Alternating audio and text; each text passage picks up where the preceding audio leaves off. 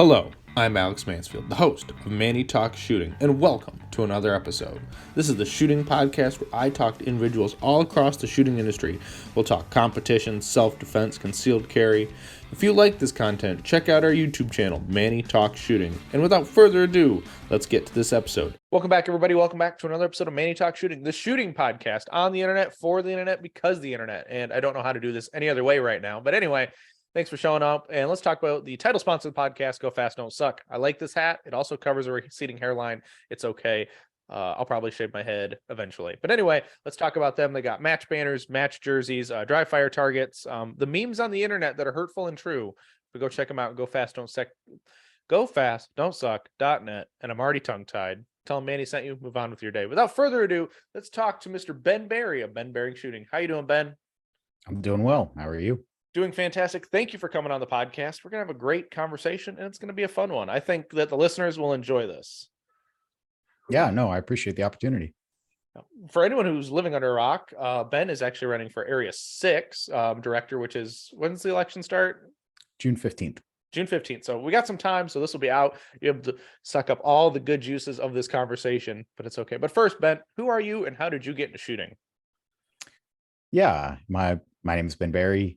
I was actually in college. I had a friend who their parents shot IDPA at a local indoor range and said, "Hey, I think you might enjoy this. You should come check it out sometime." And I did. I showed up. I'd never shot a gun before I went to that first match, and I just showed up and kind of watched. And I was like, "Yeah, this is what I want to do."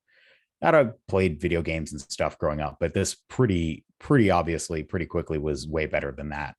And so I got my concealed carry permit when I turned 21 in North Carolina, got my gun and started competing, shot IDPA for a few years, had some IDPA friends that shot USPSA, said, "Hey, you should come check this out." And I said, "Sure."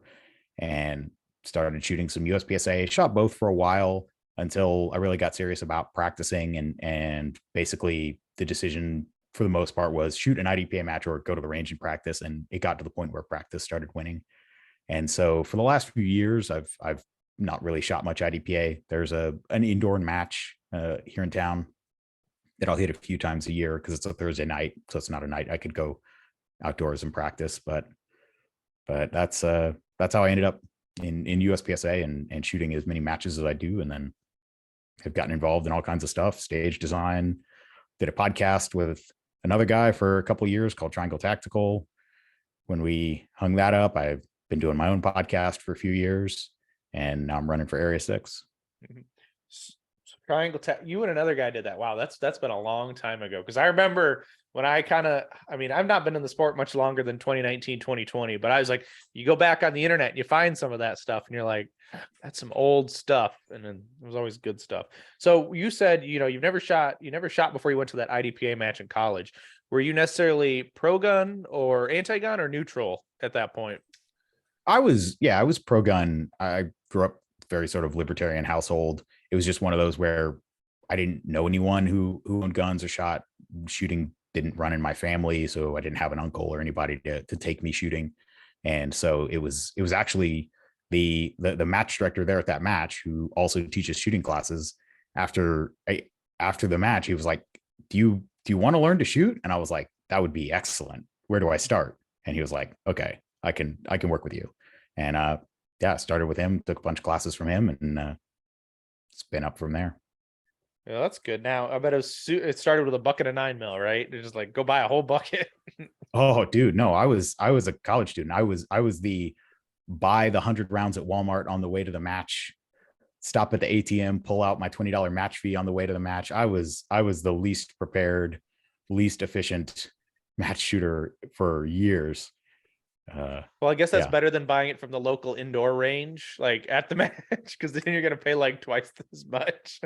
Yep. When I found out you could order 1,000 rounds at a time online and have it shipped to your house, I was like, this is the best thing since sliced bread. Yeah, I will say that is pretty nice, except when you got to pay like the hazmat and you got to get it to your house. And then it's like, then you have to bring it inside. That's like always the problem too. It's just like, I know the male person hates it when I order bullets, but I'm not sorry. crazy small world moment. The house that I lived in when I graduated from college, when I was doing Triangle Tactical, my mailman there was a podcast listener. Like the podcast only had, I don't know, a couple thousand listeners maybe, but somehow the mailman who delivered the bullets to my door listened to my podcast. And he was like, yeah, I figured there were bullets in there.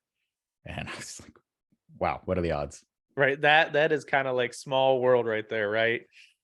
It's Yeah. which is crazy. At least then he didn't like siphon your bullets. Then be like, I'm just gonna take this package home and say that it was lost. But I can't complain there. So then, yep. So you eventually moved on and you started competing. Um, so you started in production like everybody, right? At that time. Yeah. Mm-hmm. And then you never left. Pretty much. Yeah. I've been shooting some carry optics here and there, mostly just for majors where there's almost no competition in production, just because to me, I'm not that much of a diehard that I just want to be the one guy winning everything in the division nobody else shoots. Mm-hmm. Actually being competitively relevant matters to me. So I'd actually rather take 10th in a division with a bunch of heat than first or second in something where it's just a couple of us that can't let the ghost go. But I mean, locally, most club matches recently, I've been shooting limited minor as production 15. So I just load my mags to 15 and shoot irons. And I really enjoy that. And, if you don't really care about the classifiers, which at this point I kind of don't, it's definitely breathed a new sort of enjoyment into the sport for me. And to some degree, some of that was also training up for the Pan American Extreme IPSC match down in Florida in the end of January that just happened. So I shot production there. So, well, at least there's probably more production shooters in that match than probably you've shot all year. Well, all last year, I should say, because it's 2023. in that match versus what other match? Like just in general, like every other match you've shot. Oh yeah. There had to have been more production shooters than anything else. Wow. Oh yeah. It's crazy. I mean, we have like 3 to 5 people shoot production at most of the club matches around here. And it's really sad because I remember the days and I feel like the guy on the rocking chair on the porch talking about the good old days. But I remember mid 20-teens, 2014, 2015, 2016. I mean, the 2015, 2016 standalone production nationals, they were something to behold. The closest thing you can really see are the carry optics nationals last year and this year, where it's everybody just whatever division they normally shot, they got themselves a production gun, and it was a throwdown. Winning production at nationals in one of those years meant something, and it just one thing after another. Hammers can be exchanged, minor external parts, weight limit raised to 59 ounces, one thing after another. The divisions just, I mean, they said they were trying to make it better by making it more inclusive, and yet production participation has gone nowhere but down. So it doesn't seem like it's working. Right. And it doesn't help carry optics being so popular. And, it seems like the cost of getting into the sport keeps going up and up. It seems like every year the price increases at some point. It's just like, if it's not the ammo, it's the guns. And because I don't think you can get into the sport other than shooting like a Canic. You still can't get into the sport super cheap. Yeah. I mean, that's true. You would think production would still be the sort of lowest cost place to get in, but for whatever reason, you get a $800,000 pistol, stick a $300 red dot on it, get a couple 140 mags, your belt, and you just go shoot your carry optics. I mean, the thing that really caused it to kind of tip over was when we really started seeing these factory milled guns. The first couple of years of carry optics, we had to buy the gun, send it off to get milled. If it was a heavy gun, you had to do some lightning cuts to it. That never really saw a lot of uptake. But then once they raised the weight limit first to did it go up? No, it was 45, and then they raised it to 59. Yeah. Mm-hmm. Once it went up to 59, it was like, and all these factory milled guns. If you looked hard enough, you could find an optic ready Shadow 2 or an optic ready stock 2. And obviously all the Glock MOSs and everything at this point comes pre-cut. So you don't have to send it off to someone and pay them $200 to mill it. It's just slap your dot on and go to the races. Oh yeah, it's so easy nowadays to get into the red dot game. It's awesome, but it hurts those other divisions when it just kind of. I was never one to shoot production. I came into the sport when Carry Optics has been at large and in charge, but yeah, it sucks to see a division dwindle down to nothing. I mean, it seems like single stack is still more popular than production at this point. Oof, is that true? Sorry, boomers. I mean, you're boomers, but you like your single stack guns. I mean, you still have, but single stack nationals too has changed too. Where remember, it used to be at PASA all the time, and everybody was shooting single stack to an extent, and like everyone would just show up. They're shooting single stack. They didn't care because it was early in the year, and then they'd throw down later in whatever division they wanted to. And see, that's the thing, is that was that same thing where everybody could get their hands on a single stack gun.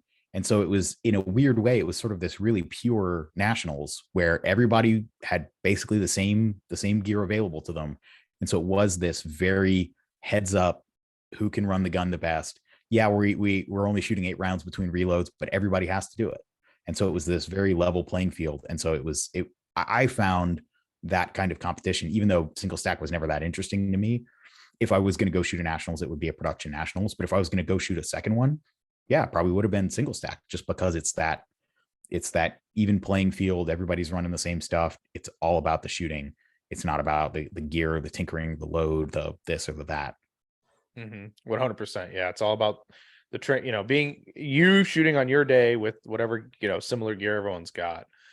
But when you came into production, were you shooting Glocks? I'm assuming at that time. Mm-hmm. Yeah, Glock, and then got a couple of MNPs, shot those for a while, and then made the jump to the Tanfolio once I was starting to. I started to tear up the magwells on the MNPs, just doing lots and lots of dry fire reloads, and I figured something a little more durable would be better, and it has been. Yeah. Now with those, what I'm assuming, because the Shadow 2 and the Stock 2 were probably super hot at the same time, right? No. So the timeline is, what year was this? This would have been like 2013, 2014. So Ben Steger, right, was shooting Berettas, and you can go look it up on YouTube. He's got a video, it's like my new GAT, right? And he shows he's switching to stock 2s, and everybody was like, what in the heck is a stock 2? There were like 3 people shooting them. And they were just unobtainium for a couple of years, and that was through about 2017. And I think 2017 was when the Shadow 2 launched. And I got on the stock 2 train pretty late, actually. I didn't have to wait very long. They were pretty easy to get your hands on for me, but I got it in 2016. And yeah, the Shadow 2 came out in 2017, and people ask me like, why'd you pick this or that? And Shadow 2 wasn't an option for me at the time. That said, I still, maybe I'm just attached to the thing I know versus the thing that's slightly foreign. I mean, I don't think there's a huge difference. But yeah, it sort of went through phases. And now the Shadow 2 is so dominant that I can just look around and just wait for stock 2s to pop up for sale, and nobody's buying them. And maybe I'll pick up another one just as another spare. Now, since you shoot, Tanfolios, you might know this better than me. Why a large frame and a small frame? I don't understand them using the small frame with CZ mags and the large frame with their own mags. It just kind of it puzzles me. Yeah, I actually don't know the intricacies of that. I've never had any small frame guns. I don't know if it's the large frame has compatibility. I think the large frame might be able to take, because it has the large frame mags have a little spacer in the back of the mag. So I think you could have like a 40 or a 10 millimeter or something in a similar size mag well. But yeah, honestly, it's never really been, I've never really known. I just make sure to buy grips and mags and all that fit the large frame guns. Gotcha. Darn it, I will not know the answer to that reason today. It's okay though. I'm sure you'll get a couple guys emailing you after this. Oh, here's back in 1793. Yeah, exactly. Somebody will. Yeah. Now, for when you shoot CO with your stock 2s, you're using the dovetail plate, or did you actually have a mill? Okay. I thought you were doing that. So yeah, again, I like my mindset is I don't really like the idea of permanently modifying my guns if I don't have to. And so everything that I do to them, I could either put I could undo it, or if there's some aftermarket part, I could always put the stock part back on it. Mm-hmm. And I mean, it very realistically could be that one of my production non-optics guns breaks and I need a backup irons gun, and I just take the dovetail mount off, put the rear sight back on. And I know if I got the optics ready one, I think there's a plate that you can put on that has the rear sight on it. But again, I'm just picking these up cheap when I see them secondhand. So I think a optics ready Shadow 2 or an optics ready stock 2 is like $1,600 the last time I saw one. That might be totally off, but uh, yeah, to me it just hasn't been an issue. But maybe that's what's holding me back. Maybe that 1/10 of an inch of dot offset or whatever it is. Maybe. I mean, it could be, it could not be, but it's okay. But you said you shot the Extreme Euro, no, not Euro, Extreme American Open, or I'm probably Mhm. botching the. Now that was, if I remember right, you said that was 2 days of 10 stages a day. Yeah, 10 stages a day, so it's 30 stages total. And it was a half day format, so you'd shoot 10 stages in 4.5 hours, which was pretty different. I mean, a full squad was 8 people. The squad that I was on, we only had 5, and so things we were moving as quick as you could. I mean, it was 20-30 minutes between pulling a trigger on one stage to the next. And I think it works really well. I liked it a lot. I like the mix of shorter and longer stages. Not everything needs to be 24 to 28 rounds. Correct. I agree. And that's even with my match that I'm designing this year. Like it emphasizes not necessarily like a 3-2-1 format, but it's definitely on the lower end of where things could be. Just, we're still in the time of people conserving ammo. It's like we're not at the time of we can shoot 200 round plus local matches anymore. Even major matches need to consider what ammo is. Like it's not that it's not there anymore. It's just you want to have the best bang for your bullet, I guess. I mean, Well, but and there's almost always, as a stage designer, when I'm looking at a stage, there's almost always 1-2 targets that just really aren't adding anything to the stage. They're just easy targets that are driving up the hit factor, or maybe they're targets that are dragging down the hit factor on what should be a faster, higher pace stage. And almost always, in the process of designing a stage, I sort of sketch everything out and drag things around. And there's almost always a target or two where I'm like, yeah, it just doesn't need to be there. And you can do great things with an 18 round, 20 round, 22 round stage, and slapping 5 more targets out there to raise it to a 32 rounder probably would not make it a better stage in most cases. They're interesting now and then, but yeah, in most cases, I don't think it actually materially improves the stage. It just, there's this idea, I guess, that people, they want to get their money's worth, and the round count is how some people measure quality, and that's just never made any sense to me at all.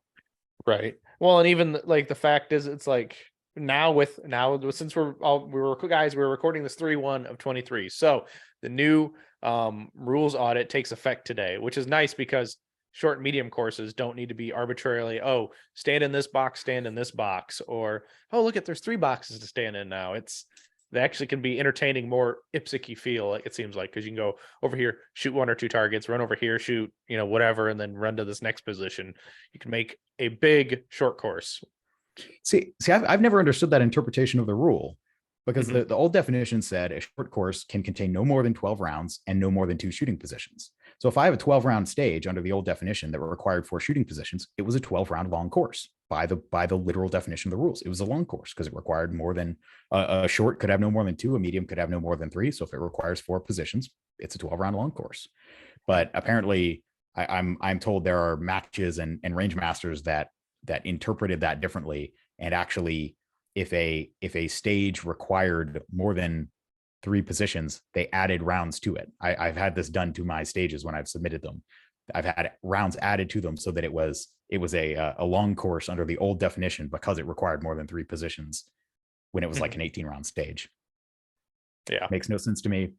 I don't understand how you get that out of the plain reading of the rules, but that was the old interpretation. But Yeah. thankfully, it's gone now. It never made any sense. I don't know where it came from. IPSC has always just based short, medium, long based on round count in my experience. So Mhm. water under the bridge. Well done. Let's move on to fixing other issues. Yes, it definitely makes it nice and easy for, stage designers to not feel trapped as well, which is nice for myself. It's just like you can explain it, be like, okay, I don't have to argue what a short course or medium or long course is now. It's like, but it's freestyle. Let's do this. Yeah. But yes, so what now? Don't lose your train of thought, but it's okay because we're gonna keep on moving because dead air is bad air, and I always get made fun of for stopping, but it's okay. But as we were talking, so that's a great segue. Anyway, stage design. How did you get wrapped up in designing stages at some point? Yeah. So it started around 20, I think it was 2015. There was a local indoor match near here that a couple of guys had been running, and they were just kind of getting a little tired of it. And so a buddy and I said, okay, we can take over administration. It was, one of these ranges where one of us had to be an employee and the other, so it was sort of a partnership. He was the one who was actually on the employee there and had the badge to get in, but he knew that I kind of had more of the analytical mind. And so he said, hey Ben, do you think you could design the stages? And I was like, yeah, that'd be great. This was during the whole triangle tactical thing. So it was an opportunity that I had sort of dabbled with. I think if you actually go way, way, way back on my YouTube channel, you can actually, I did a video of like a how-to video of literally just how to design a El Pres, because it took me an hour to do it the first time. And so I figured if I struggled, I should try and share the knowledge with anybody else out there trying to figure it out. But yeah, I did it for that match for a while, and then we got a new county sheriff who ran us out of that range because he thought that the range should be for police only, which was not awesome. But that out of the ashes of that match rose a match that I'm involved with now, which is pretty much a similar format. It's an outlaw time plus match. But around 2017, 2018 ish, the the match director at Sir Walter Gun Club, where I'm a member, where I shoot pretty much every month. He said, "Hey Ben, do you think you could contribute a design every month? Because they do eight, they do 8 stages a month. Typically, it'll be 6 stages and then a short course and a class fire or a speed shoot, depending on the construction of the stage. It might be a short course or a speed shoot. But one of the things that works really well. So now at this point, there's 3 of us that all contribute designs every month, and so each month you're only having to come up with 2 or 3 stages depending on the rotation. And so you can kind of spend more time, I think, making good stages. And I think that's one of the things that keeps that match fresh. Is we all have our own style. When you walk up to a stage, you can kind of tell who designed it. Just inevitably, everybody has unique stylistic quirks. But yeah, I sort of got into that rotation with them, and I enjoy the heck out of it. It's an interesting challenge trying to see stuff that other people do, take inspiration from other stages, and then say, okay, how would we make that work in this bay, or what's a challenge that I haven't seen before. Mm-hmm. Yeah, and it definitely takes a lot of finagling to make other stages fit in your bays. Like, as anyone knows, you ask somebody for a stage and they pull out their little Lego kits and they build their 3D stage builder, and it has no scale. Like, the scale's off to begin with. And then they're like, I'm going to build it on this big table, but you got to fit it in this nice 10 by 20 bay. Then you're like, all right, well, we're going to throw all your crap to the side. We're going to have to Mm-hmm. start from fresh. Yeah, having actual accurate measured bays makes a big difference. That is one nice thing about designing for indoor matches as well. Is typically all your bays are the same size, and you have the same constraints. But yeah, you get to know what you can get away with pretty intimately. I mean, one of the interesting things about Sir Walter, like I was saying, is we actually rotate which bays we design for every year. So you sort of get 12 bites at the apple in each bay, and then you kind of get a break from it. And so you can kind of come up with a bunch of different ideas of how to use because most of our bays have a concrete wall on at least one side. And so and some of them are kind of weird, wide, but shallow kind of bays. So they all have their own kind of flavor to them. And you kind of learn how to get the most out of it. But then you rotate and someone else is designing for that stage, and they come up with stuff you never would have thought of. And you're like, oh yeah, okay. And so I even learned from looking at their designs on bays that I've designed for before, but didn't think to try certain things. Right. Now, speaking of Sir Walter Gun Club, I notice you have PVC walls, right? All your walls Mm-hmm. are pretty much made out of PVC.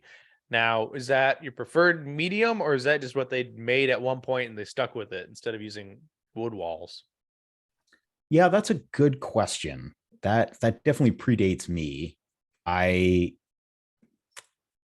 I'm not sure exactly what the original discussion was around. I know so it used to be we would have the PVC walls and they would be mounted on rebar driven into the ground with hammers. And we still have some rebar here and there, but we actually got a bunch of welded plates. So it's like a 1 foot, maybe 16-inch square plate with a piece of bar stock coming out of it. And that's rigid enough to hold the thing. And then we just nail that down. So when it comes time to clean up, you're not doing the pull the rebar out of the ground thing, which sucks. You can just pull the nails. So, I mean, to some degree, I think it's just institutional inertia. We just got so many walls. We could switch over to wood, but we'd have to get all new wall stands, all new walls. We've got ports and everything built. We did have a big shift. Oh man, this is before your time. So I want to say 2016, 2017 ish. There was a video that went kind of viral where it was a club out west somewhere that had wood walls, and not only wood walls, but the panels of them were plywood, and well, some of them were plywood, some of them were snow fence. But a guy's shooting, and the guy's halfway through the stage, and he notices a guy's downrange picking up brass in the middle of the stage, and that kind of sent a lot of shockwaves through the community. And the USPSA crew at Sir Walter decided, okay, we're gonna switch from having blue tarp walls to snow fence.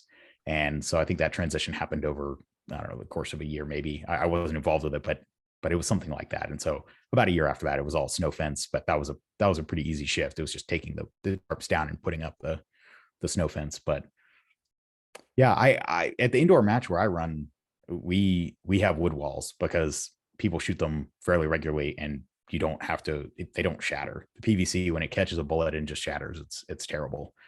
Whereas the wood is much more tolerant. So if I had my druthers, that's what I would do. But yeah, I just design stages and contribute. I'm not involved with the build or the setup crew, unfortunately. Mm-hmm. They do set up on Fridays, so I can't be there. Right. And it was just something I noticed. I don't think many clubs, or at least many that I've noticed, still use PVC walls or use them in general because, yeah, they shatter and it can be a pain in the butt. But Mhm. I don't know. I kind of feel like there are some clubs. I had a conversation with somebody the other day about snow fence walls versus solid walls. Mhm. And they were like, most of our clubs around here use solid walls. And I'm like, well, 95% of the clubs I know and I shoot at use snow fence. And I honestly, the nice thing about snow fence is, yeah, you can aim through a target a little bit, aim through the wall to get to your target. It's honestly so much safer, I think, for like an ROing aspect of knowing if there's anyone back there. Mhm. And then I even remember like I think there was a video at Nationals in Vegas at one point where there was somebody still pasting targets Mhm. downrange, and they're like, "What the heck do we do?" I Yeah. think that's one of the favorite ones to get shown at RO seminars, Yep. and yeah. Yeah. I as a stage designer, I think it would be cool if there was a way to indicate that I wanted this like one particular wall to be opaque, just for whatever sort of challenge it would add, not being able to see the targets through it. So you actually had to kind of not be able to aim through a particular wall, but Mhm. having the default on most of the walls being transparent. Yeah, it's way better for safety. You can just look down range, take a step or two to the left and right, and see pretty much the whole bay, and know that you can run the next shooter. So it definitely helps with efficiency and for that. But we'll at major matches, obviously, we'll be strategic with positioning of sponsor banners and that kind of thing. So I've always considered what you could do if you could actually design in and say, okay, this one wall needs to be opaque. But yeah, it hasn't been something I've actually acted on.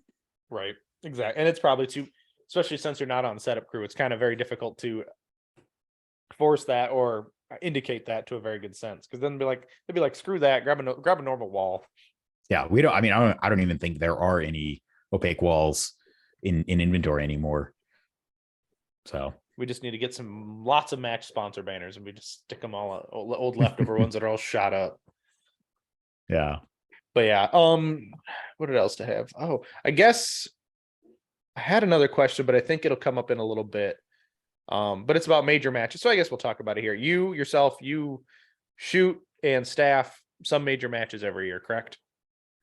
Yeah, I mean, I shoot a couple. The one I work every year is the North Carolina State match. And um, most of the matches you said you're shooting this year are all staff reset matches, if I'm not mistaken, correct? Well, yeah, that was the intent. Pan American, I assumed would be, and turned out not to be. But yes, generally, if I have my choice, and it's pretty common here in the Southeast. So North Carolina, South Carolina, and Georgia for the last however many years have all been that way. Yeah, you just got to That's get my choice. you got to get Florida in that. So it seems like they'll join the party because it seems like most of Area 6 does. Well, wait. So Area 6 is the Carolinas, Georgia, Tennessee, Florida. Am I missing? What am I missing? Another one? I should know this because I'm running for it. I'm fairly certain Tennessee is not. I believe Tennessee is area 5. No, The next area we over. we have Kentucky. So Area 5 has Kentucky. There you go. Now I'm gonna stall and find out because this is gonna bother me if I don't figure out. But it's okay, people. But Yeah. Oh yeah. Okay. Tennessee, and then yeah, all the way over to Alabama. Yeah. okay. So you don't Yeah. have that. No, it's funny. There was when I was getting my petition signed, there was a guy who signed it, and then he asked me, and I thought he was in Tennessee, but no, he must have been in Kentucky because he had to strike his name off because he didn't know what it was. One of these where that's what the address was, but he was stationed here in North Carolina. But I guess the address on his membership was his home. So Gotcha. That makes sense. Yeah. So yep. So most of these matches that you plan on shooting, and then you're working the Carolina Classic as staff reset. I think staff reset is the way of the future for major matches. But I've lately had this idea or this thought or notion come into my head is staff reset matches hurting volunteerism at the local level? there definitely is something going on there. And for example, something that I've been hearing more and more the last few years that I didn't hear growing up in the sport from 2013, 2014, when I was getting started. I feel like I'm hearing more often that, oh, I can't take the timer. I'm not a certified RO. Somehow people have got it into their heads that to even run the timer at a local match, you have to be certified. Or it may just be that they're on a squad where there are enough certified guys that know each other and hand off the timer. And so I definitely try and make an effort to encourage people at the local level with guidance and mentorship, right? I'll take the tablet, you take the timer. If there's anything wrong, I'll kind of give you guidance and feedback and mentorship. But I think, to me, I think staff reset, when done properly, actually encourages volunteerism because one of the things that's always, again, with the Carolina Classic, one of the things that we get is people think they have to be a certified RO to come work, and it's exactly the opposite. You can actually get some experience and see what things are like, and you can even run the timer at a level 2 match without being a certified RO. You just have to have someone on the bay that is certified. Now we typically have a certified CRO on every bay as the CRO for that reason, because we are lucky to have lots of staff in the area. But if you know what you're doing and you want to come learn from people who have more experience, come out and work a staff reset match. Even non-staff reset matches, you'll get that kind of experience. But we try and make it clear that the sport is not just something you consume, but it's something you give back to. And that's why, for example, I basically have this choice. I could go for state champion, or I could work my home match. And for the last, since 2019, for the last 3-4 years, I've made the choice that I'd actually rather the North Carolina match be the best match that we can make it. And obviously I am only a small part. I have my wife is a section coordinator. I have a purely advisory role. I have no access to anything directly. I don't make any decisions, but we'll bounce things through or talk things through and bounce things off each other. But I want, as I've grown more and more frustrated with USPSA, I've wanted to focus more and more at the local level where we can actually have an impact and say, I can't have any input on certain things, but I can have some input. I can try and make the North Carolina state match as good as possible. I can make it an experience. I can make it something that people are talking about and spread the word and show that these things can be done. And then maybe it can grow from there. Obviously, if I am elected Area 6, I'll apply a lot of the things that we've learned there to the Area 6 championship.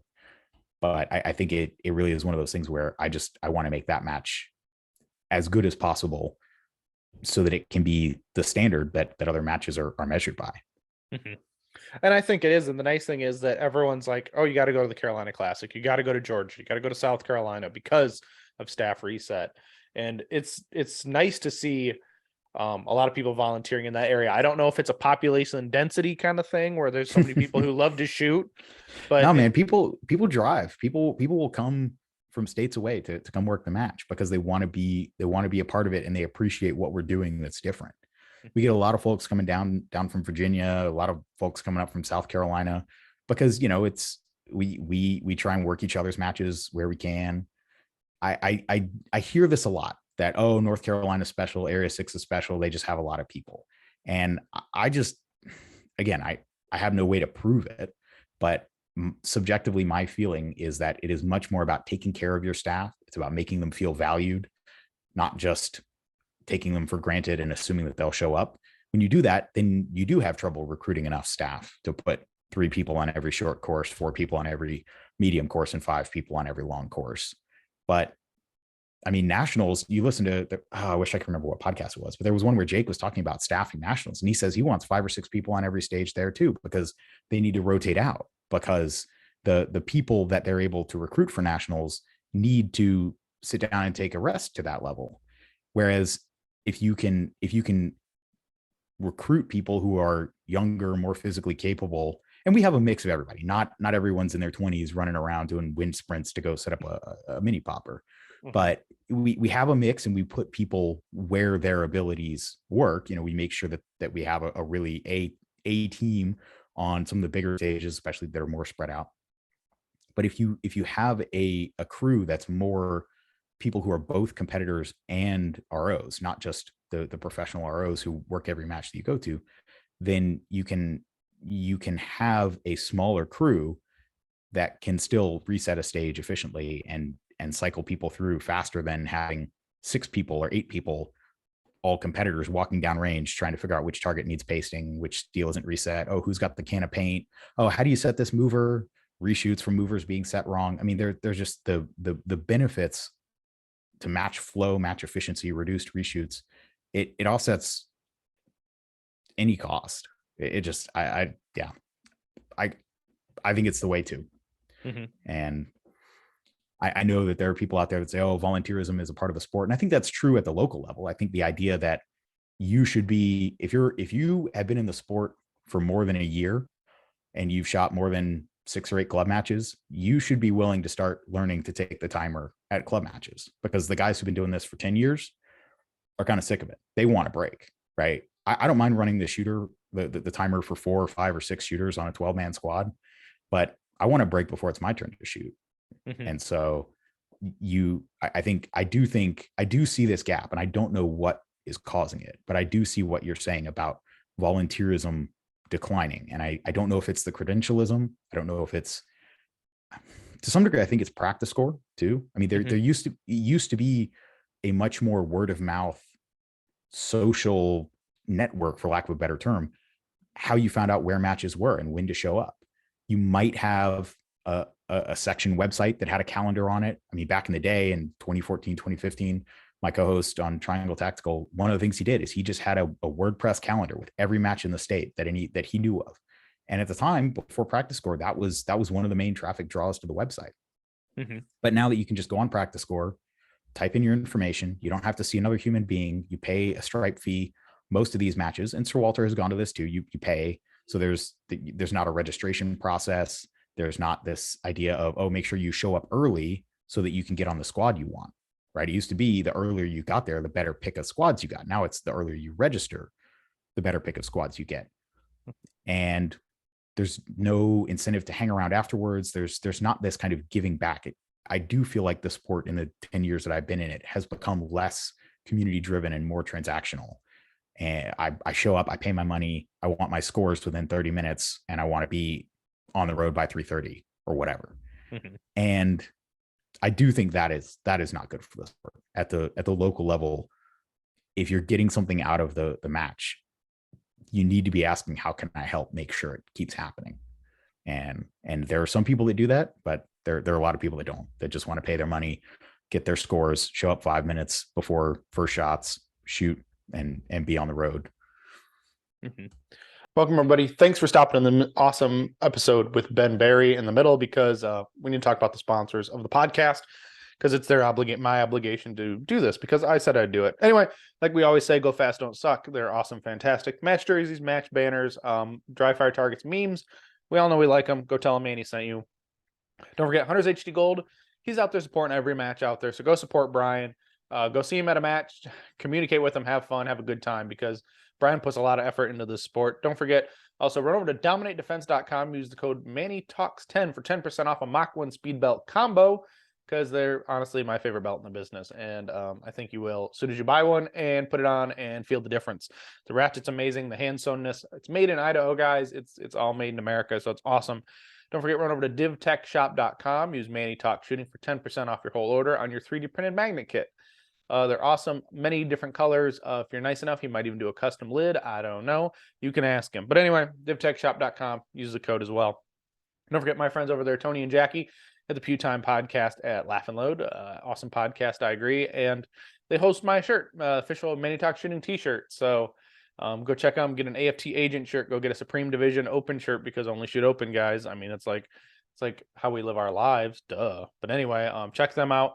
Don't forget, you got to run over to Chile Custom Gunworks. Go get yourself an E2 grip or an L2 grip for your Staccato or Prodigy, because you want a metal grip, and aggressive is better.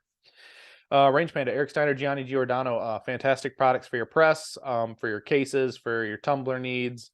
They do a bunch of stuff with lasering, pistol stands that are custom. They come in batches. Get them while you can. They run out fast. Targets USA manufactures the finest steel targetry on the planet. The target stands, the Rhino knockdowns, the Holy Monkey Swinger, they're all fantastic products. You need to check them out, because without them, I mean, they're not as fun. He supports PCSL, and I know PCSL one gun rules kind of just dropped recently, so go check them out.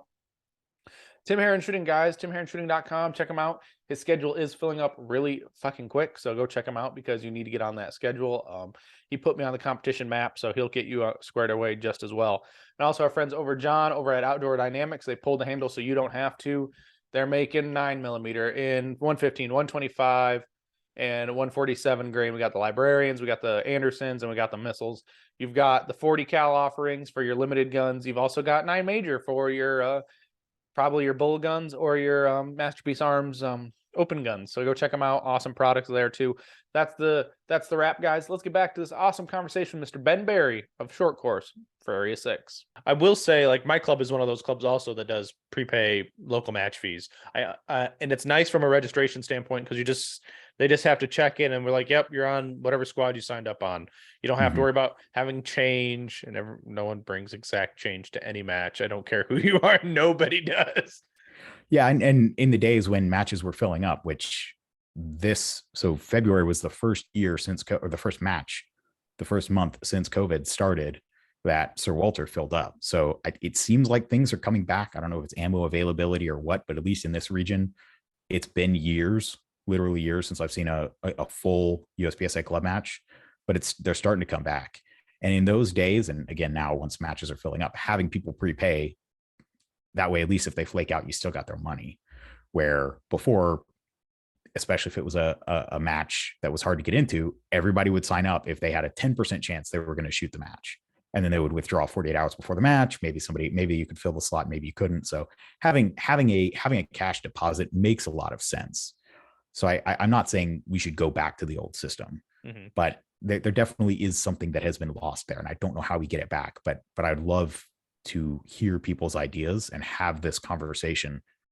We have to agree that the problem exists first, but then figure out what we can do about it. Because just having people show up, feel entitled, I paid my money, why doesn't someone else run the timer for me? It's not the sport I want to be in. Right. And I do see that a lot more people, oh, like, I'll take the tablet. I'm like, no, you can have this brick. I don't want this. Like, I've had Mhm. this enough all day. It's like, I want the I want the easy job. And I mean, Yeah. sometimes, I mean, we're all a little selfish, right? We're like, well, I'll run this for so many times and then I'm done. Well, no, the squad doesn't move on until someone picks up the brick again. Mhm. That's the true, and usually if you set it down, someone usually has to pick it back up. I've never set it down saying, all right, this is someone else's turn, and have to then pick it back up because nobody would take it. Right. Yeah, and I mean, and there are creative solutions. I mean, there have been matches where we'll sort of agree as a squad that whoever takes the timer to start the squad, wherever they are in the order, gets to shoot last. And so, almost by definition, if you run the timer for 6 out of the 12 people on the squad, one of those first 6 is probably going to be able to take it, and then you've got 5 shooters to get your stage right and to visualize and make sure all your mags are loaded and all that. And so, I think there are some grassroots level kind of customs that we can adopt like that. I definitely think that the return on investment in a sort of real sense, unless you're a high conscientiousness person who wants to give back and feels an obligation and feels like they have been given something and they need to give back in return, unless you're someone like that, the ROI on getting your RO or CRO cert it's negative. Mm-hmm. The cost of most level 2, level 3 matches is not it's not significant enough. It's not a big enough match fee that you really save a huge amount of money when you factor in travel and ammo and everything else. And at the club level, if you can use that excuse of, well, I don't need to take the timer because I'm not certified. If you can get mileage out of that, then yeah, why would you go get certified? Now, there are some people in the sport that just want to do a good job. They want to know the rules. They want to help out and they want to get back. And we definitely appreciate those people. But I think I don't know if it's something like just being a certified CRO, you get $5 off your match fee, or a certified RO, but it comes with the cultural understanding that you need to be willing to work at least 1 or 2 stages during the match. At a club level, these things get really hard to enforce. So I don't know what the solution is, but making it so that there's something really incentivizing people to go out, spend a whole weekend. I mean, taking an RO class, it's not that much money, but you might have to drive somewhere, you might have to get a hotel. You're definitely spending all day Saturday in a classroom and then part of Sunday on the range.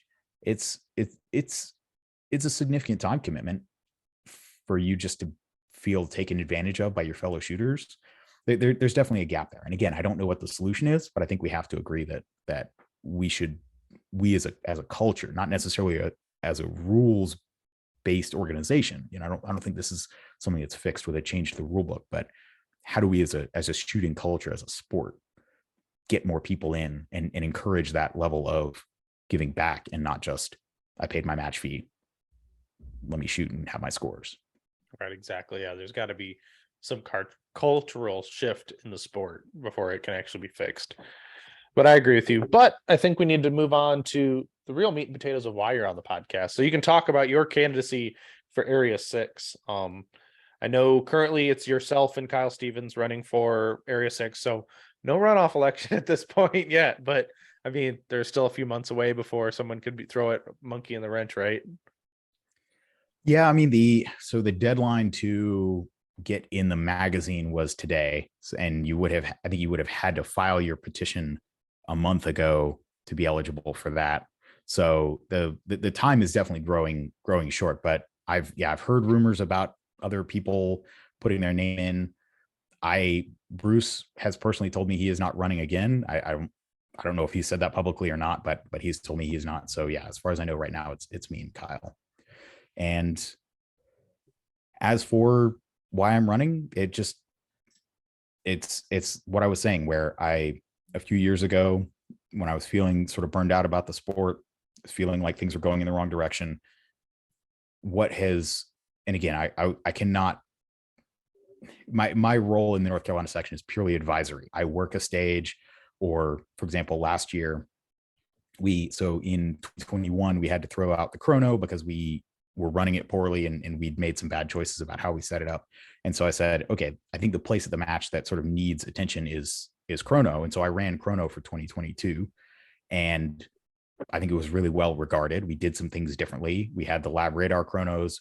We had a call it bullet puller press. So we weren't having to use the hammer pullers. We could have the bullet pulled. We were weighing every bullet. We had 2 lab radars. So, I mean, seeing that kind of ability to say, I think I can look at something and make it better.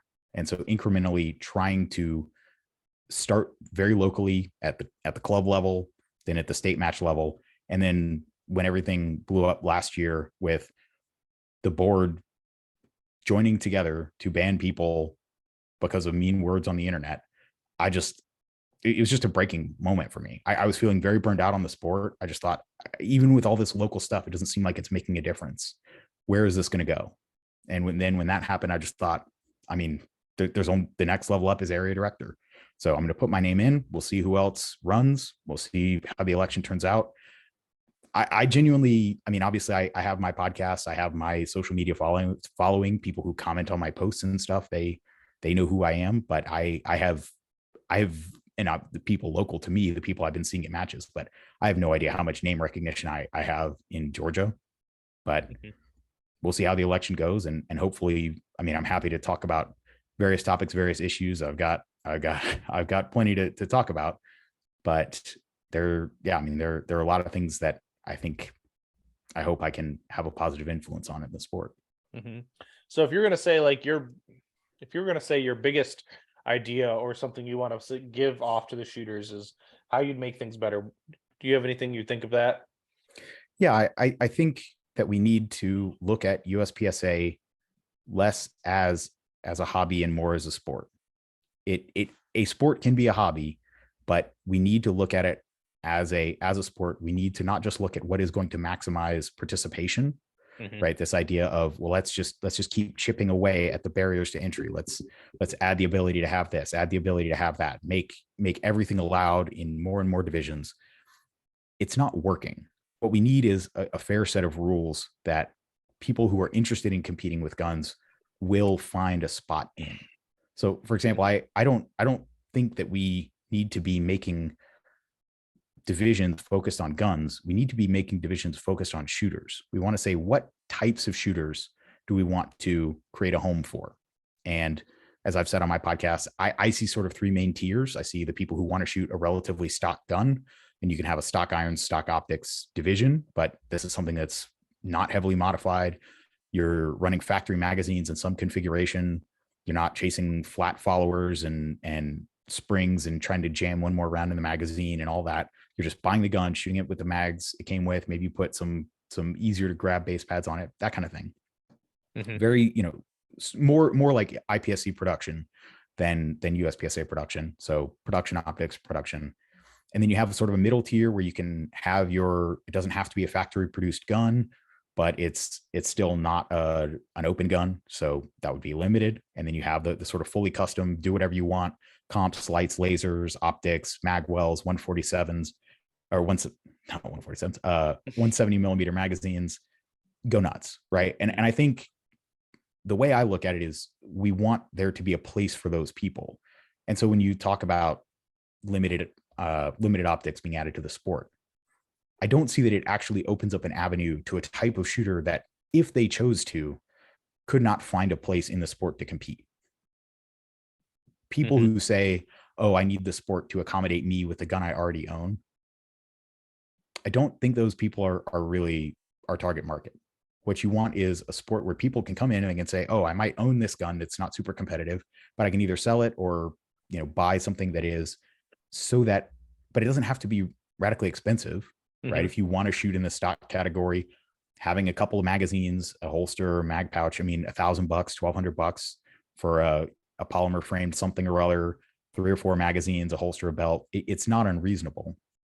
And then you can decide what level you want to compete at. But yeah, I think to me, when I look at all the decisions in the past 5-6 years that really look like they went the wrong way to me, most of them were focused around trying to increase participation at the cost of competitiveness. I mean, we can talk about the way that there was this flashlight rule was added with zero thought for how it was going to get gamed, how it was going to be enforced. The fact that they added it, I don't remember exactly. It was a month or 2 before production nationals. They're significantly modifying a division right before a nationals. For what? Because people say they need to have a flashlight on their gun to come shoot the sport. Sorry, you can take the flashlight off in 10 seconds. If the barrier between you and coming to participate in the sport is 10 seconds to take the flashlight off your gun, I don't think you're going to be that dedicated to the sport in the end. Mm-hmm. And so trying to cater to those people, trying to just make the sport more about participation, right? Measuring the quality of a nationals, not by the level of competitiveness in the division, but by the number of people that registered. I mean, I still remember when there was an interview Mike Foley was giving about the 9 days of nationals, which was legitimately a unique and interesting format. But the first thing he says about it is it's the biggest event. It's bigger than a world shoot. And I'm like, is that the goal of a nationals, to be as big as possible? Because I shot one of those 9 days of nationals and it felt like shooting a club match. Registration there, I mean, the vendor village was nothing spectacular. Registration was just like showing up to a club match. It was, I think we shot 7 stages a day for 3 days in a row. It wasn't a particularly long match. The stages weren't particularly challenging. And when the metric is how many people can we get in versus how can we make this sport the best test of the people at the top end, the people, make it something where being invited to nationals should mean something, right? When I tell people, oh, I'm going to nationals, they're like, wow, you must have worked really hard to get there. And I'm like, I paid my $300, right? Yeah. Then I got a slot. And the fact that people naturally assume that getting to go to the national championship of your sport means something, and it doesn't, that's not the way I think it should be. I think going to national, like if somebody tells you I went to the CrossFit Games, now obviously CrossFit's a much bigger sport, but bear with me. If someone tells you, I went to the CrossFit Games, even coming in 40th at the CrossFit Games is still 40th at the CrossFit Games. So I think I want to apply this idea of having competitiveness and the sport as a lens that we judge everything through. Now, I'm not saying we run the sport purely for the benefit of the GMs. I'm not, for example, people think that's one of the reasons I'm a proponent of staff reset is, oh, the GMs have more time to, sit and clean mags or whatever. And actually, I think staff reset is more of an advantage to lower class shooters because they can just focus on shooting. A lot of cases, the higher level you get, the more quickly you can visualize in a good stage plan. I think something like staff reset is good for people at all levels, not just for competitors. But I think it also happens to have the benefit of increasing fairness because you don't have competitors scoring each other's targets. You don't have questions about whether a mover was reset correctly and all that.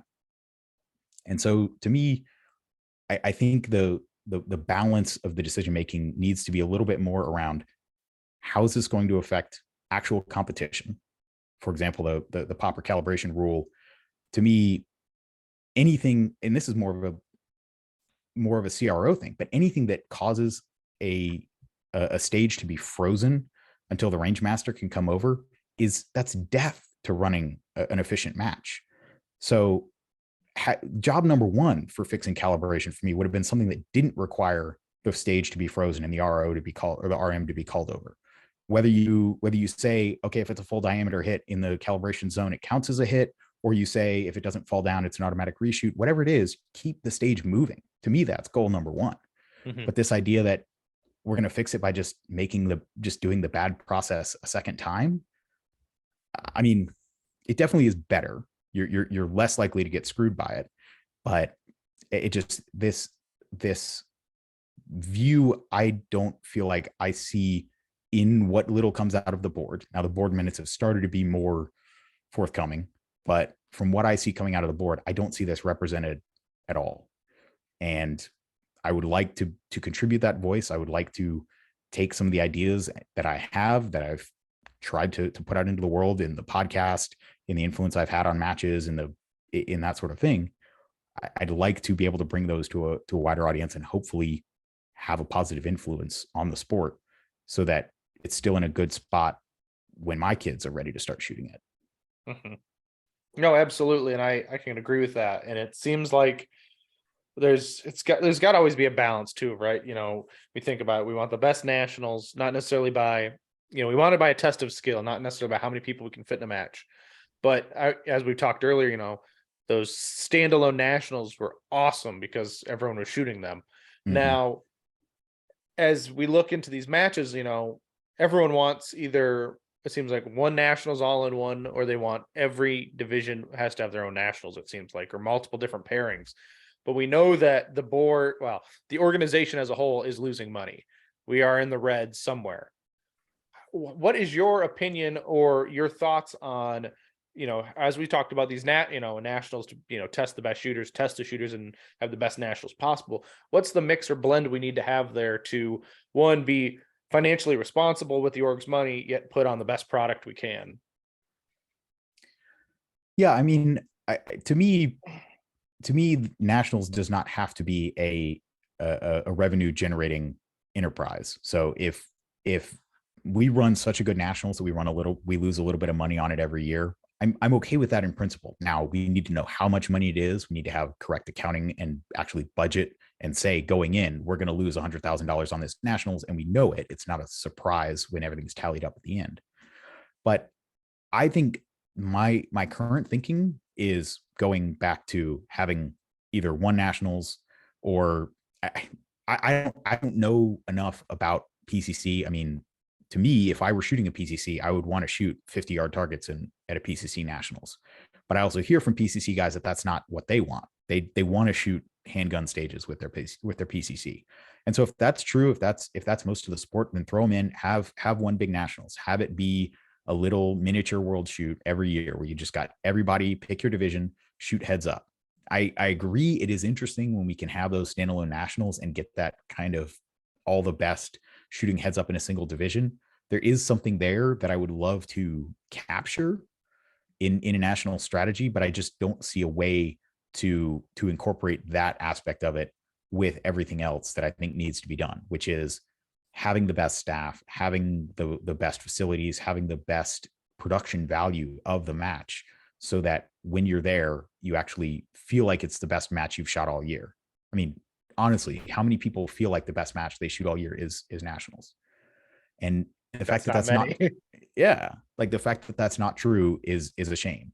And I've talked about different approaches where if you have one big nationals, you have 500 slots, and those slots are all distributed based on performance to winners of previous nationals, area matches, state matches, that kind of thing. And if you didn't earn a slot through performance, but you want to go shoot nationals, if you're B class or A class and you want to go see nationals, then you volunteer to work it. And that's how you can get a staff reset nationals with people who are willing to take a week off work, come travel. I mean, I literally did this in 2014. I didn't realize, I was literally so naive that I didn't realize I could have just paid my money as a B class production shooter and gone to shoot the 2014 nationals in St. George. But when I saw the opportunity to fly out there on USPSA's dime, get put up in a hotel, shoot the match, and then work with the best, I took that opportunity because it seemed like a no-brainer to me to have this chance to learn from people shooting nationals and running national level events. But obviously we don't see a lot of people like that. We don't see a lot of that happening. We don't see a lot of 20 something B class guys signing up to work nationals when they realize, like you say, I can just pay my $300 and go and not have to take that much more time off work. And so I don't know exactly what all the solutions are, but yeah, to me, the direction I would like to see things go is fewer nationals, invest in it, make it really meaningful, make it really worthwhile. And then to actually have won a nationals really means something. And if that means that the lower participation divisions don't get that many people showing up to shoot at a all-in-one combined nationals, I mean, that's just the way of things. We can artificially pump up the numbers of any division by giving them a standalone nationals. And to some degree, that would be cool. Like, would it be completely crazy to have a spring nationals every year and it just cycles through a different division like we used to have with single stack?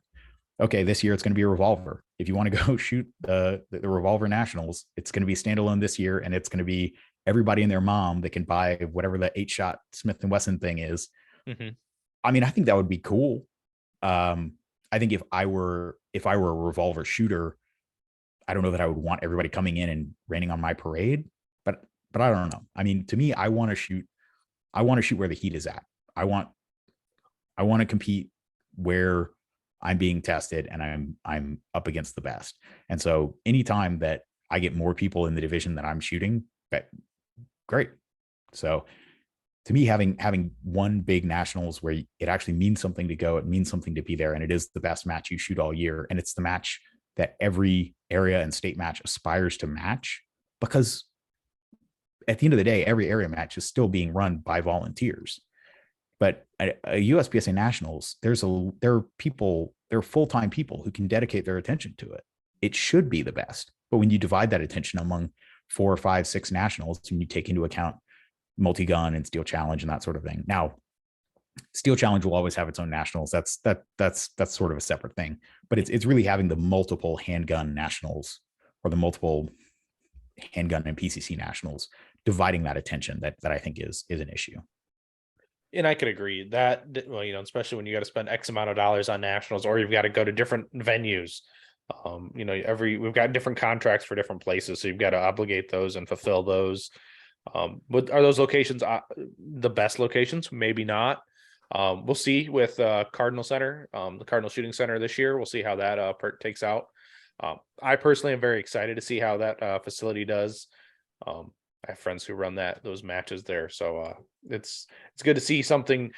I want to be able to drive to nationals. I got if it's in Ohio, it's only 3.5 hours from my house. So I'm like, sign me up. I'm not driving 12 hours to Talladega every year, because that's unfortunate. Yeah, I mean, so that's an interesting point. I mean, all things being equal, having a location that maximized the number of people who could drive to it definitely makes a lot of sense. I mean, somewhere near the middle of the country is convenient in that sense. Mm-hmm. On the flip side, once you're getting on an airplane and renting a car, it kind of doesn't really matter how far you're flying. And so whether I'm flying to Texas or I'm flying to California, to some degree, I'm shipping my ammo, or packing it in my range, or my checked bag or whatever. I'm doing all of that. I'm buying the rental car. And so to me, I think nationals, yes, if it can be somewhere that's convenient to everyone, that's a good thing. But it should really be dictated by where is the best facility that can really let us run the match the way we want it to run. Mm-hmm. And if it's in Ohio, if it's in Frostproof, I mean, I know people don't like Frostproof, but you can't argue with just the number and size of the bays that they have. But I get it. I mean, I'm not eager to go back to Frostproof, but I see the value of, if people are going to be getting on a plane, let's at least make the plane take them to the best place, not just something that is convenient to Disney or some other attraction. I mean, right. What is it? Not to use CrossFit again, but they're in, what is it, Madison, Wisconsin? Because that's just where they, for whatever reason, they feel like they can get the best environment to run that competition. I don't know if there's some kickback there. I'm not an expert on that, but yeah, when I found out that it's there, I was like, why Madison, Wisconsin? But because they can drink all the carbs they want when they're done. But I wouldn't be bad with, like, rotationally. It's like, all right, we rotate nationals around. I mean, I remember when Phil Strader wanted to buy USSA, host nationals there, or someplace in Oklahoma. What was it, Oklahoma? Yeah. Yeah, he's just like, this is where we host nationals. I mean, at some point, it would be interesting to see USPSA buy property to host nationals every year, but that facility would need to be maintained and be the best range in the United States. It would just have it'd have to be perfect. If it was garbage, no one would ever shoot nationals. Yeah, and I mean, I've thought about this, and yeah, if you were going to do that, what you would do is the other 50, 49, how you carve out however many weeks out of the year you need to host your nationals, and then the rest of the year instructors can just book it. And so you have Tim Herron teaching 10 back-to-back 2-day classes, and you have JJ Rakaza teaching 10 back-to-back 2-day classes, or however long they want to stay. They can come here, all the students can come there, you've got all the accommodations. And so it becomes this facility for training when there's not a major going on, and then you have this facility for major matches, and it's a known quantity. It's not I mean, I think, yeah, there's a lot of uncertainty about how Carry Optics Nationals, which is, again, unarguably going to be the biggest match in terms of sort of attention, because it's one division and everybody's shooting it. It's going to be the first match at the newly expanded Cardinal Shooting Center. Mm-hmm. And I hope it goes well. I genuinely do not wish anything to go bad at the national level. I am not happy when I see a nationals go poorly. It doesn't make me happy when they run out of food at the awards dinner or something like that. Mm-hmm. It pains me because I want this organization to be taken seriously. I want it to be something where people feel like going to nationals is worth investing. And if that takes charging more money, again, if it really is that level of experience, I think people who are dedicated, the 400 or 500 most dedicated people to the sport in the country, they'll find a way to make it work. Mm-hmm. Oh, they absolutely will. I mean, at the end of the day, it's the guys who care the most are going to go. And that's even a prestige of going to nationals too. It's like, I'm that dedicated to my sport that I want to go to nationals. Not necessarily that I perform the best, but I've dedicated my time, my money, my free time, my significant other's sanity at this point. Yeah, Like those are the diehards. And uh, honestly, most of the people, we call them the national staff because they're always at all the national events. You know, right. I mean, yes, they're retired, and some of them have awesome government jobs or consulting jobs or remote jobs where they can be like, yeah, I can for 3 days I'm working prior to the match, I'm off on the match, and then back on the digital work clock. But they always put time to staff these matches, and I don't think one, we couldn't do it without them, but two, you couldn't do it without the shooters paying the match fee either. There's that flip of the coin too. Like, everyone says, "Oh, thank the staff." No, but thank the shooters for coming out, because without them paying the bill, you couldn't put on a match. like without money coming in, you can't host anything, even if you had 1,000 volunteers. Sure. Yeah. And that's, yeah, I mean, it has to be this balanced ecosystem where you have shooters that want to shoot the match and are willing to pay for quality. Now, I'm not saying, I would immediately advocate for nationals costing $1,000. I'm not saying that's the way we work our way out of this financial crisis. I think we got to figure out where the holes in the leaky bucket are, and just throwing more water in the top of the bucket is not going to solve the problem, because you can't fill a leaky bucket up fast enough. So I'm not saying that that's the way out of this, or raising member dues or anything like that is the way out of losing money on nationals. But yeah, you need the benefit to working it be significant enough, whether that's the travel stipend, the per diem, the whatever other perks for working. That needs to be something that is worth it to actually get people who are both competitors and ROs to come out and work it, and not just the people who travel around and work all these major matches and maybe never shoot them. Mm-hmm. Yeah, I agree on that. But I did have a question from somebody who asks, does Ben have any experience working in a board setting? Yeah, so that's kind of the main thing that I'm lacking is I've never even been a member of my gun club board. I've read Robert's Rules of Order. I've read the PDF, to kind of generally familiarize myself. So that would be a sort of skill set that I would have to pick up and learn on the job. But I have confidence in my ability to do that. I think ultimately, if you vote for me, what you're voting for is sort of the character and the mindset and the attitude that I've portrayed. And I don't know that you can teach that. I mean, I'm happy to talk people's ears off and convince them of it. But ultimately, that kind of board rules, procedure, that's something I have every confidence that I can learn. But what I will take with me that won't change is sort of these values and this approach. And I'm not set in any of these opinions. I'll explain to you why I think, something is a certain way, why I think 15 rounds is the right number for production or anything else. I'll explain to you. And if you disagree, I'm happy to have my mind changed. So I'm not dogmatic about these things, but I try to approach every decision from that framework of analyzing things based on who does this benefit, who does this hurt, what effect will this have on the sport, and that approach can be applied in the board setting. But yeah, the actual learning of the individual sort of board minutia will be part of my learning curve. Mm-hmm. And if honestly, that's like the biggest learning curve you have. I mean, that's not that very difficult, Yeah, you've got to play well. You've got to play well with others. You learn the flow of, you're only one person of nine, who or 9 or 10. I think it's still nine, right?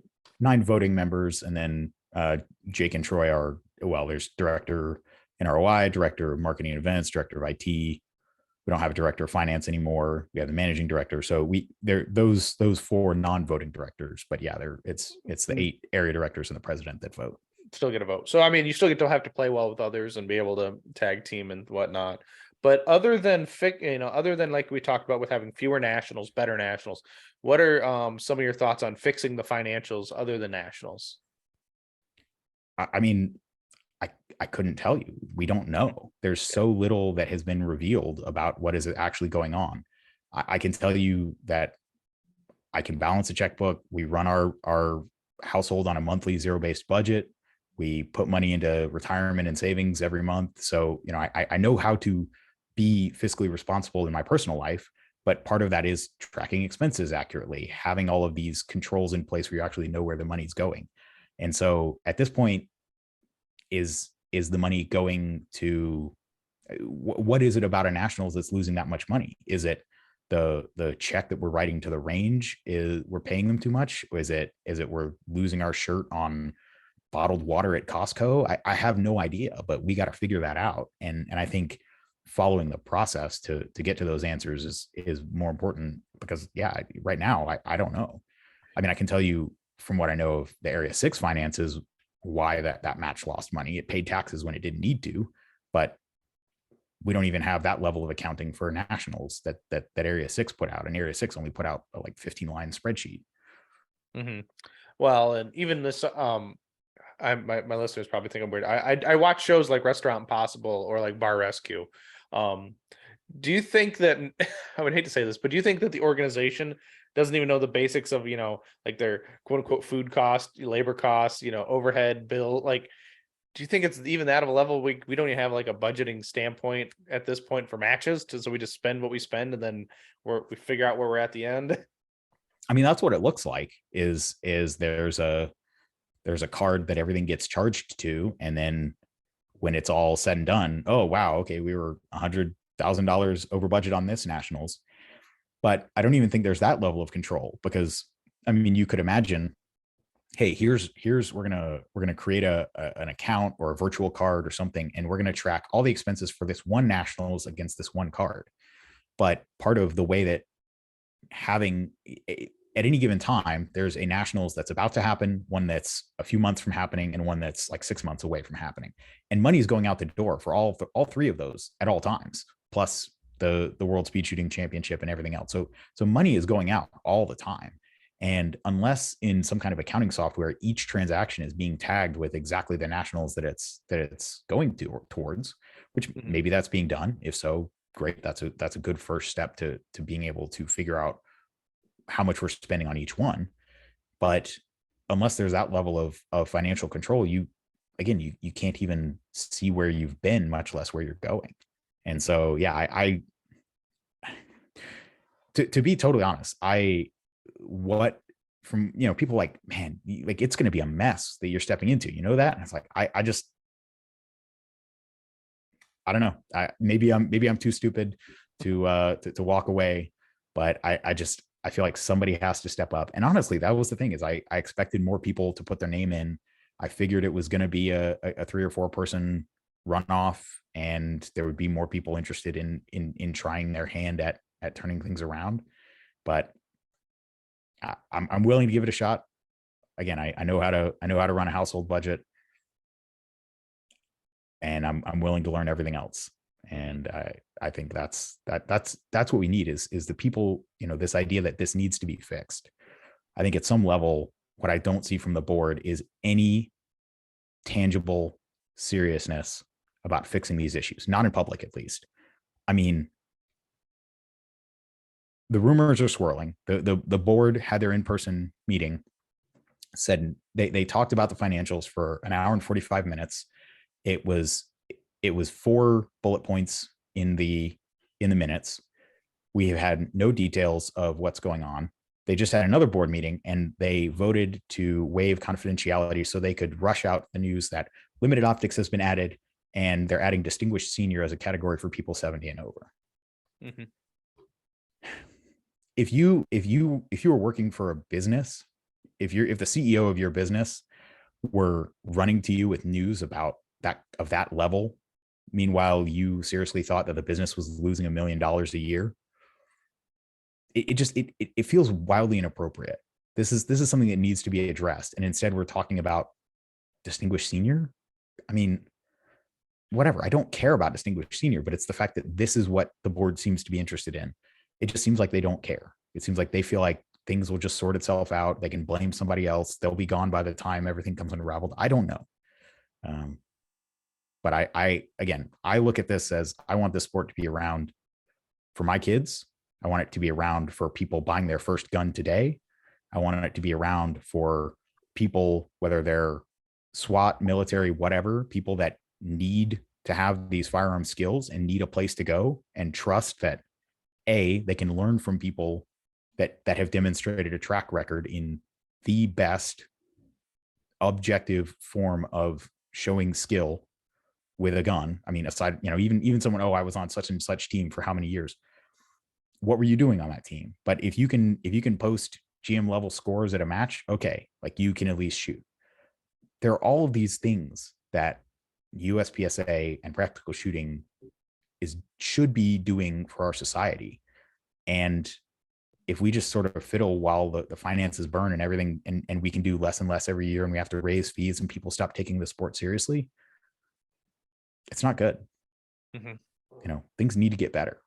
And I don't see that level of seriousness coming out of the board or the president.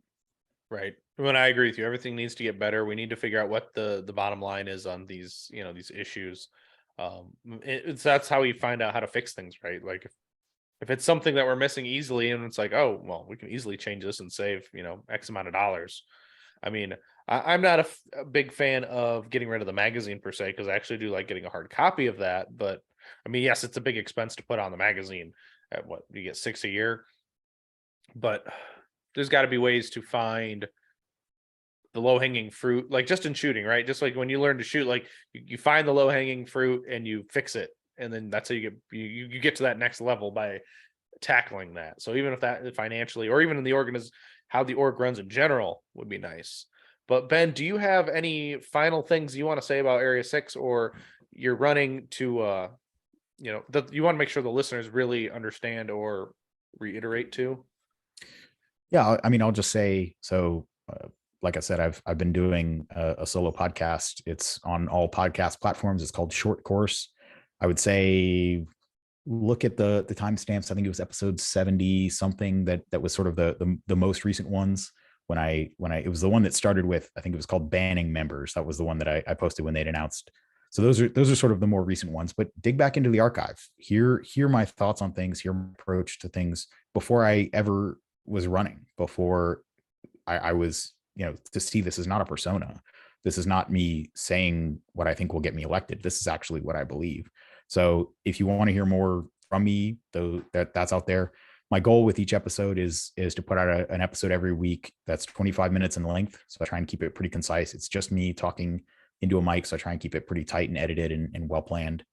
And whether just listening to this podcast or something you've seen online, shoot me an email. I want to have more contact from more people around Area 6 and around the country, because again, I see the same 100 people at local matches when I go around, and I want to get a wider perspective, whether it's people telling me, oh, this is how things work at my club. I want to hear that. And so my email address is ben@barryshooting.com. So it's Barry with an E. So like my first and last name. And send me an email. I will definitely read it. I'll respond. And I want to hear what people are concerned about. And I want to understand what people think are viable solutions, because I have things that I think are possibly ideas. I've put forth some solutions, but I'm not, like I said, dogmatically stuck to anything that I've proposed. But I think ultimately every decision has to come down to logic and reason, not a popularity contest.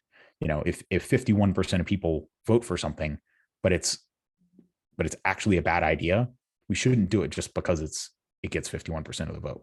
I think you have to make the most compelling argument, and we don't see a lot of that. Instead, a lot of the decision making is, oh well, I have a bunch of people at my local matches asking me about this. It's like, well, is that a representative statistical sample? Is it are they asking based on some logic or reason, or are they just asking because they want it? So that's I think that's about the long and short of it. But yeah, this will be the hopefully the beginning of a conversation with a lot of folks, because again, I don't think I'm right about everything, but I want to hear the arguments. I want to hear people's perspectives and be able to represent them on the board, because that's, I mean, I as much as anyone resent having a board, an area director that I feel like sending an email does nothing. It goes nowhere. And I don't want people to feel that way. I don't like it. And I don't want the members to feel that way. And I could agree with you. Yeah, it's not the best when a board member doesn't even reply. It'd be better even if if it went nowhere, but still thank you for your feedback, or I'll look into this. Something of some course of that they even looked at your email, other than an auto reply that they could probably set up to all emails. But yeah, I can see that, and I see that you do very much care for what you're trying to do in the sport and be able to push it and turn it into the right direction. That the listeners will definitely need to start a conversation with themselves, even at their local level, and bring it back to you even to develop the conversation to the point of, this is what we need to do to change the org, or even change your area and change the org in general, because it all starts at the club, to the state level, to the area, to nationals. So I mean, it's just like our match levels, like things will change over time. So yeah, I do think it is very strange that there isn't kind of this expected approach. And obviously I'm kind of jumping around. I've never been a level 1 match director. I've never been a level 2 match director, but I've had input. I've sort of at least seen how things go at that level. But it's almost, it would make more sense to some degree to have this sort of progression where the people who are running for area director are the people who've been involved successfully at a lower level. And I think that's true for both Kyle and myself. I mean, he and I sort of disagree on exactly what to do about a lot of the issues, but he and I agree on what the issues are on almost all of them. And he's very involved in the Florida area with setting up stages, designing stages, running matches. He's an RM. He's RM'd nationals and that sort of thing. So, there's that level of involvement for both of us. But yeah, I think we should expect people to sort of walk up this hierarchy. And it's very strange to me who ends up on the board, and they've never even been involved at a local match sometimes. Mm-hmm. Yeah, and it'll be nice to see people who are more involved, at least at some level, be on the board and have some ideas and some new fresh ideas, because nothing against the board at this point, but they're all retired guys who they put time in more than they thought they ever probably would. I mean, they went through a bylaws change that took forever, but I mean, I'm thankful for them at least putting in the time to at least be there to an extent. Like, I mean, we might not get the results we want from them, but at least they're trying to some extent. Yeah, I mean, I think in a few ways, the bylaws change did make things worse. I mean, I distinctly, I completely agree with the idea that USPSA should have some kind of full-time administrator, managing director, or sort of office manager, somebody that maintains the continuity of, as presidents come and go. But the idea of taking the president down to halftime and basically making it so it can only be someone who's independently wealthy or able to work some other job, and it fits in around, I mean, it's not what the organization deserves. We are never going to grow beyond the size that we are with a halftime president. It's just not going to happen. And so I don't understand why the board, well, I think I know why the board did that, but it just seems so counterproductive and so focused on just keeping us in this small little pool and limiting the growth of the sport, all while saying, oh, we got so many more members, but activity's still down, right? Mm-hmm.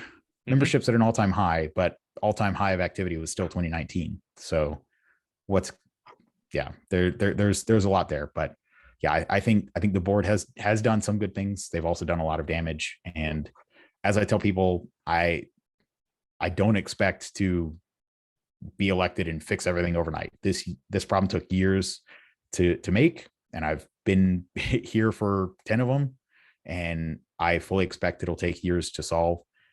The financial thing does worry me a little bit. I mean, I don't think we're headed in a direction that the organization will be flat out insolvent anytime soon. I hope. Again, without having seen, more of the financials, but it definitely puts a sort of urgency to the whole thing of how much time do we have to actually pull out of this? Because every year that our cash reserves get lower, the fewer options we have. So, right, exactly, and hopefully the change is coming soon that we can fix these problems that we have at the current state. But Ben, I do want to thank you for coming on, brother. This has actually been a really good conversation, very thought-provoking, and I think the listeners will agree with that statement as well. But as you said, go to Ben at berryshooting.com if you have emails. Check out his website, check out the podcast short course. It's actually quite nice short little bits to listen to, even at 2x speed. Sorry, Ben, I listen to everyone at 2x speed. And I do it. Yeah, I listen to everything sped up too. No worries. Yeah, but I can't even listen to myself at normal speed. But anyway, guys, thanks for listening. Ben, thanks for coming on again. And until next time, everybody, get out and do things, and I will see you on the next one.